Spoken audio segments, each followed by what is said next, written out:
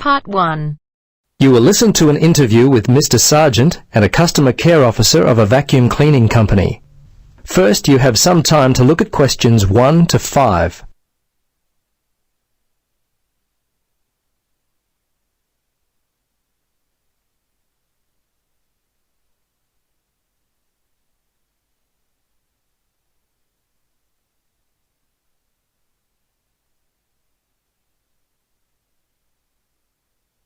Now, listen carefully and answer questions 1 to 5. Hello. Yes, hello. It's Tom Burlinson calling from Clean It Vacuum Cleaners. Mr. Sargent, is it? Yes. I understand you recently purchased a vacuum from us. Is that correct? Yes, that's right. Well, this is simply a call to find out if you've been happy with your purchase. Our company prides itself on its after-sales service. Just because you've bought from us doesn't mean you're no longer important to us. Could you spare a few moments to answer some questions? Sure. How long will this take? Well, not long at all, Mr. Sargent. Usually only about 3 or 4 minutes. Okay. What would you like to know? Okay, great. I'll just go through the survey form and if you'll just bear with me, this shouldn't take long at all. Okay, first question. Which model did you purchase and when? Yes, it was the super cleaner. We bought it about 2 weeks ago. Let's see, it was a Monday, I think, because my wife's birthday was on the Sunday, 24th. That would make it the 25th. Yes, August the 25th. Okay. Now, do you remember the name of the salesperson? Was he worth remembering? Yes, his name was Jim. My wife and I were very impressed with him. He was a great source of information, very helpful. Great. I'll make sure that your kind words about Jim are passed on to him. Okay, now let's see. Yes.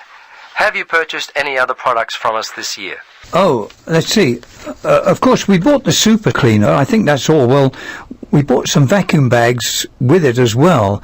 I think Daisy bought some carpet cleaner from your store back in February. That's about all, I think. I have to ask my wife about that one. She's not here at the moment. No, that's okay. Your answer will do fine. We don't have to be too picky. Okay, so how much money would you say you've spent, all told, in the store? Just an approximate amount will do fine. Wow, that's a difficult question. I don't really know. The vacuum was £150.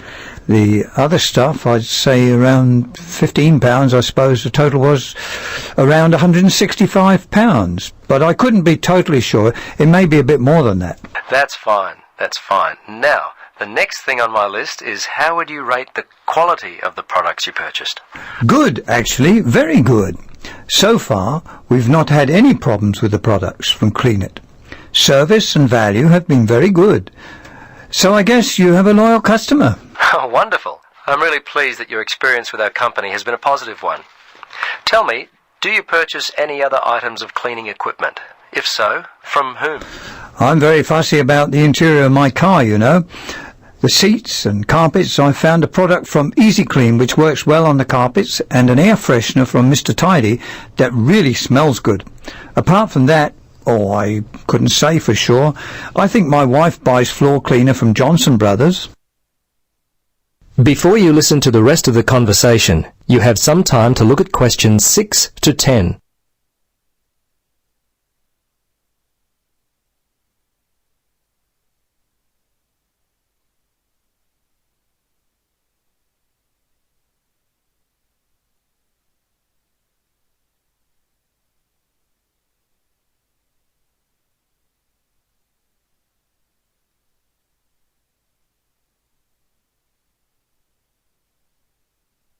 Now listen and answer questions 6 to 10.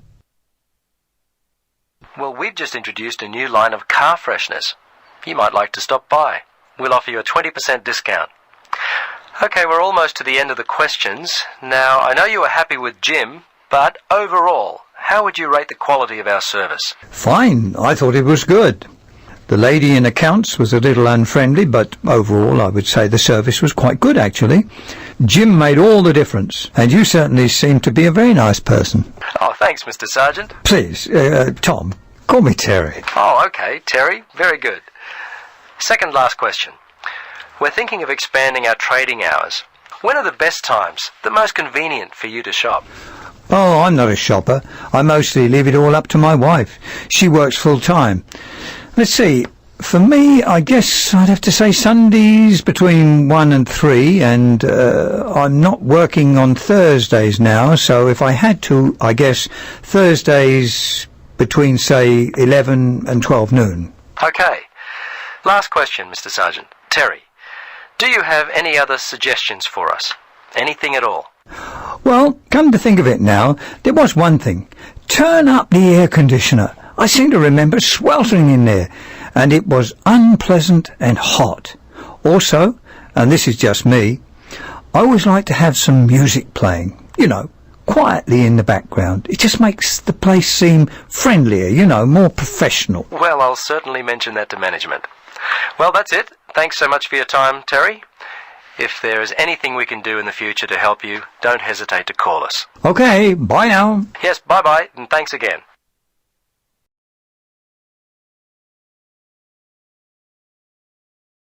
That is the end of part 1. You now have half a minute to check your answers.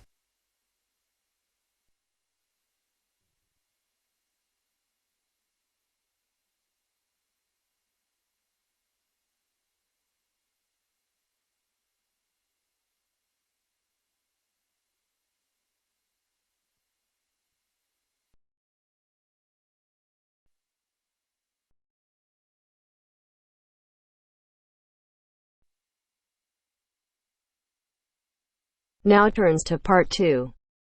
Part 2. You will hear a flight attendant talking to passengers on an airplane. First, you will have time to look at questions 11 to 15.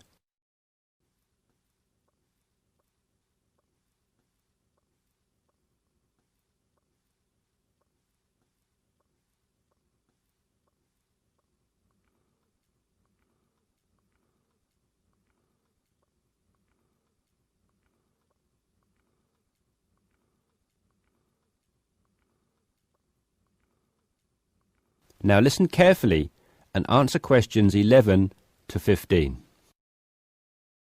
Good morning, everyone. I hope you all slept soundly overnight.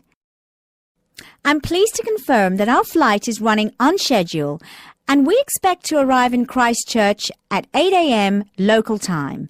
That's about 50 minutes from now. I've been advised by our pilot to warn you that there may be some turbulence on our descent. So please remain seated and have your seatbelt on at all times. As you may have heard, a fairly severe tropical depression is headed for New Zealand and in fact is reaching the west coast of the South Island as we speak. Thankfully, we are landing on the east coast, where the weather is still relatively good. Wind speeds are steady at around 15 miles per hour and the sky is generally overcast, though the sun may creep out from time to time as the morning progresses. That said, when the storm reaches this afternoon, conditions will deteriorate rather quickly. Please exercise extreme caution if you're traveling anywhere on the island today. As I said, the storm has already made landfall on the west-northwest coast, and we're getting reports of high seas and very strong winds of around 75 miles per hour, with gusts up to 110 in Collingwood. Heavy and thundery rainfall is also being reported there. The Southern Alps are experiencing severe blizzard conditions, and there is a virtual whiteout on the roads. There are accumulations of up to 3 foot of snow already, so please, under no circumstances, be tempted to take the mountain road from Christchurch to Bluff. Use the coastal route for the entire journey if you must go down south. Over in the west, in Hokitika, and the southwest, in Milford, conditions are bad with heavy rain, high winds, and high seas. In fact, several tornadoes were reported in Hokitika and also in Lewis, which is slightly further inland. Also inland, on the northern edge of the Southern Alps, Arthur's Pass should be avoided at all costs. Roads are closed due to the heavy snowfall. Kaikoura has reported wind speeds of 45 miles per hour, with occasional gusts a bit stronger. but so far it has escaped the heavy rain. At present, it is windy and cloudy there. Before you hear the rest of the discussion, you have some time to look at questions 16 to 20.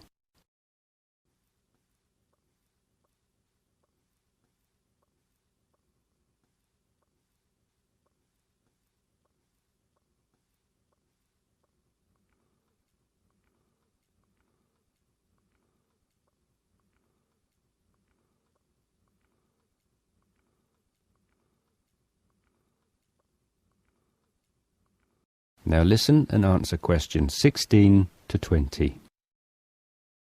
Hello again, ladies and gentlemen. We should be landing in approximately 10 minutes' time. Just an update for you on the weather conditions in and around Christchurch. We expect the storm to reach us by approximately 1 p.m. Town officials are closing all roads out of town as conditions are simply going to be too dangerous, with the risk of falling trees and flying debris too high. Roads will have officially been closed for 30 minutes by the time we land at 8 a.m. Passengers whose travel plans did not entail an overnight stay in Christchurch, we would like to extend our apologies to you on behalf of the Christchurch Town Council for the inconvenience caused. However, it is in the interest of safety that these steps have been taken. Those of you without accommodation should go straight to our customer service desk at the airport, where a council official will be waiting to take you to temporary shelters in the town. Those of you who are staying in Christchurch should go to your hotel and follow the instructions of staff there. It may yet be necessary to evacuate you down to the shelters as well. This decision will be made by hotel staff who are monitoring the situation very carefully. The storm has made a direct hit on the island. The storm eye is expected to arrive in Christchurch at about 4 p.m., after which a brief period of calm will be experienced. The western wall of the storm will then hit at approximately 4:30, and the extreme winds and heavy rain should have improved by about 7 p.m. All roads will be reopened from 9 p.m. onwards. However, we're advising people to refrain from driving unless absolutely necessary, as conditions will be extremely hazardous with a risk of flooding everywhere. Flash flooding is a real danger for the valley towns of the south in particular, as mountain rivers and tributaries have already swelled to record levels. High winds have already caused massive power cuts in West Coast towns, and a string of major tornadoes have caused havoc across the Midlands. If at all possible, stay in Christchurch until tomorrow morning, when the clean-up will begin. And, above all, stay safe. That is the end of part 2. You now have half a minute to check your answers.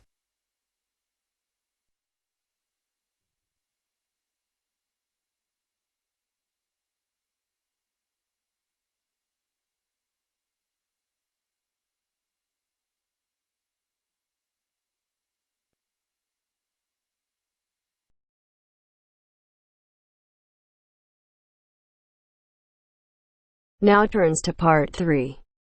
Part 3. You'll hear 2 university students discussing a social science lecture they attended. First, you have some time to look at questions 21 to 24.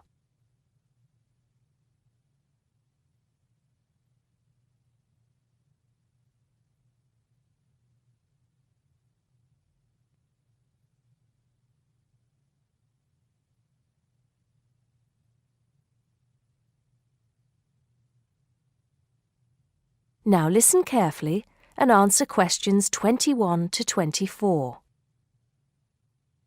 Did you go to the first social science lecture yesterday? Yeah. Didn't you see me there? No. I was trying so hard to understand the lecturer. What didn't you understand? A lot of it, really. For example, he said we needed to study history as part of the course, but I didn't get why. You probably missed it. He said early on that we need to learn from our past mistakes.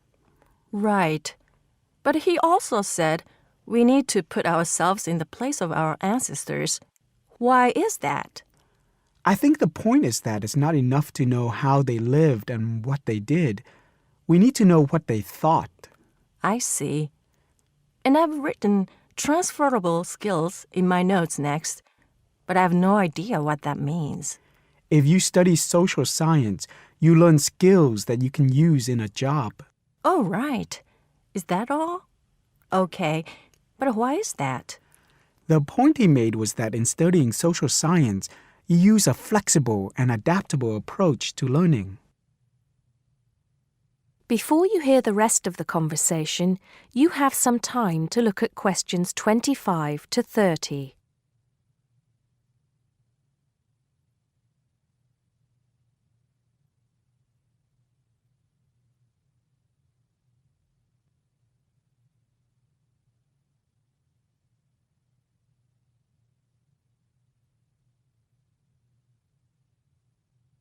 Now listen and answer questions 25 to 30. He also kept mentioning all the other subjects we will need to study as part of the course. I didn't write them all down, did you? Some of them. I think I can make sense of my notes. The first one was anthropology, which he said would cover prehistory and archaeology as well. Okay. Then there's economics. I wrote down that this was not meant to mean that we will spend all our time looking at economic theory, but more that we need to see how humans behave. That's good. I don't think I could handle economic theory. He said something about education too, didn't he? Yeah.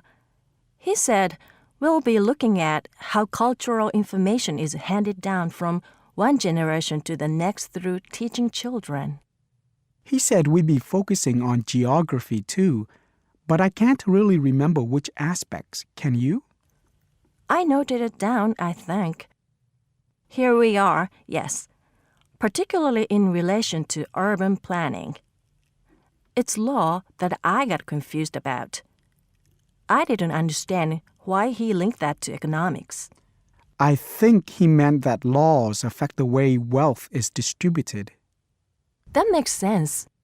Now, what are the science wars? Okay, I did get that. The science wars are about how social science collects information. In sociology and social work, and in social science generally, they can only study patterns of behavior and observe.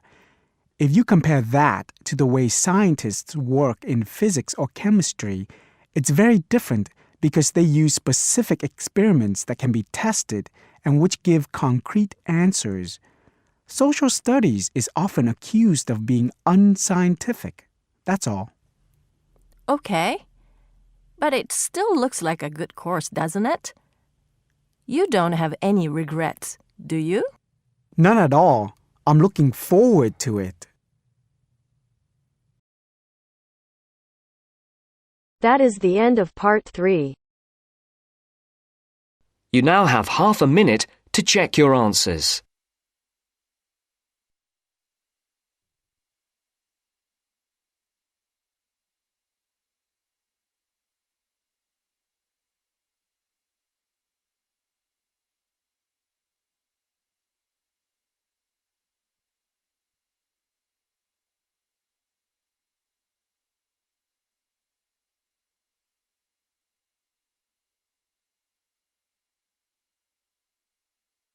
Now turns to part 4.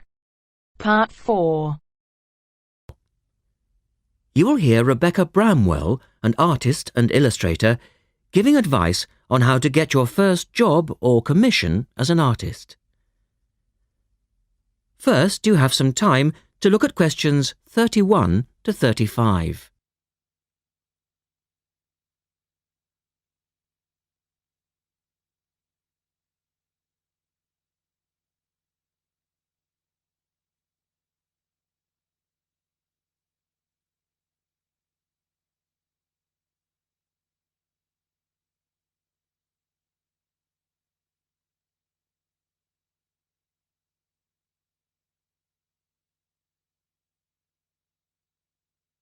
Now listen carefully and answer questions 31 to 35.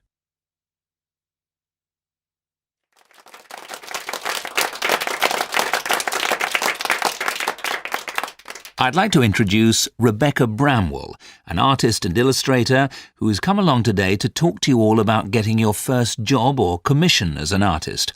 Over to you, Rebecca. Thank you for inviting me. I remember when I graduated back in 1983, I was very excited about getting my first commission. My degree was in fine art and I'd worked long and hard to get it. I was an enthusiastic student and I never found it difficult to find the incentive to paint. I think as a student you're pushed along by fellow students and tutors and the driving force is there. However, when you leave college, you find yourself saying things like, I'll have one more cup of coffee and then I'll sit down to work. I hate to admit it, but I say it myself. Suddenly, it isn't finding the inspiration or getting the right paper that's a problem. It's you. In my view, there are a number of reasons why this happens. It's a real challenge making a decent living as a new artist. You have to find a market for your work. Often you work freelance and need to take samples or portfolios of your work from place to place. These experiences are common to a lot of professional people. But artists also have to bare their souls to the world, in a way. More than anything, they want praise. If people don't like what they create, then it can be a very emotional and upsetting experience hearing them say this. I began to realise that these problems were preventing me from having a career in art, and so I decided to experiment. I was a painter, but I started to dabble in illustration, drawing pictures for books, cards, and this offered me the opportunity to become more emotionally detached from my work. I was no longer producing images from the heart, but developing images for a specified subject, taking a more practical approach. I began to develop a collection of my illustrations, which I put into a portfolio and started to carry around with me to show prospective clients and employers. But it was still tricky because publishers, for example, want to know that your drawings will reproduce well in a book. But without having had any work published, it's hard to prove this. Having a wonderful portfolio or a collection of original artwork is, of course, a first step. But what most potential clients would like to see is printed artwork, and without this evidence, they tend to hold back still when it comes to offering a contract.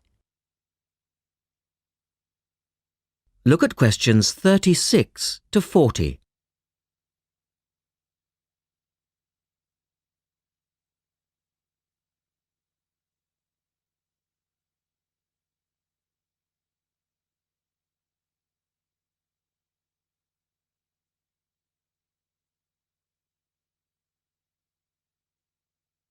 Now answer questions 36 to 40. Well, I overcame this problem in two ways. And I suppose this is my advice to you on preparing your portfolio of your best work. The first way was by submitting my work for a competition. And the one I chose was for a horoscope design and was sponsored by a top women's magazine. There are a few of these competitions each year, and they offer new illustrators an opportunity to showcase their work. The other approach I took was to design and print some mock-up pages of a book.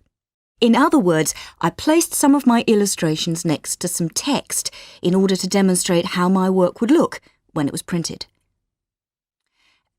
Perhaps I was lucky in that I had taken a degree that provided me with all-round creative skills so that I could vary my style and wasn't limited to a certain technique. Now, I think that is important.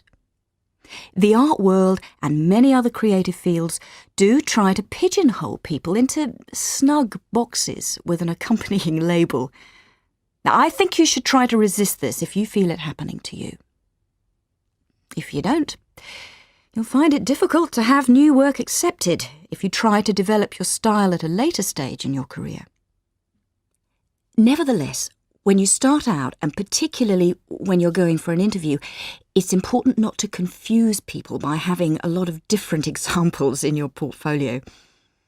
One remedy for this is to separate your work into distinct categories. In my case, I did this by dividing my design-inspired illustrations from my paintings. It's then easier to analyse the market suited to each portfolio, such as magazines, book jackets, CD covers, etc. Working under two names is also useful, as it clarifies the different approaches and offers a distinction between them. I think it's been hard for artists to be recognised in anything other than the pigeonholes that they've been placed in. But luckily, these barriers are slowly being demolished. So I really do wish you all the very... That is the end of part 4. You now have half a minute to check your answers.